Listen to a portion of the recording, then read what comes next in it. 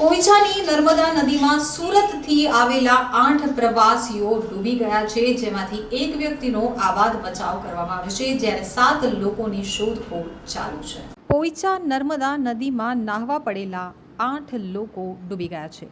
સુરતના 8 પ્રવાસીઓ પોઈચા નર્મદા નદીમાં ડૂબતા ચકચાર મચી ગયો છે. મૂળ અમરેલી જિલ્લાના વતની હાલ સુરત રહેતા હતા. તેમાં 3 નાના બાળકો સાથે 8 લોકો ડૂબ્યા છે. એક યુવકને સ્થાનિકોએ ડૂબતા બચાવ્યો છે, તો સુરત રહેતા 8 પ્રવાસીઓ પોઈચા ફરવા આવ્યા હતા. અમરેલી જિલ્લાના મૂળ વતની અને હાલ સુરત રહેતા પ્રવાસીઓ નદીમાં નાહવા પડતા પાણીમાં ગરકાવ થઈ ગયા છે. બચાવો બચાવોની બૂમો ઉઠતા સ્થાનિક નાવિકો પણ બચાવવા પાણીમાં કૂદ્યા હતા. કુલ 8 પ્રવાસીઓમાં 3 નાના બાળકો હતા. નદીમાં એક પછી એક તમામ 8 લોકો ડૂબવા લાગ્યા હતા.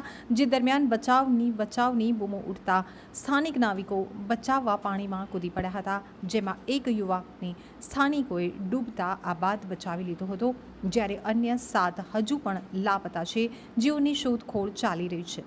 આ ઘટનાની જાણ થતાં રાજપીપળા ટાઉન પોલીસ, રાજપીપળા નગરપાલિકાના ફાયર ફાઇટરો પોઈચા પહોંચી શોધખોળ હાથ ધરી છે.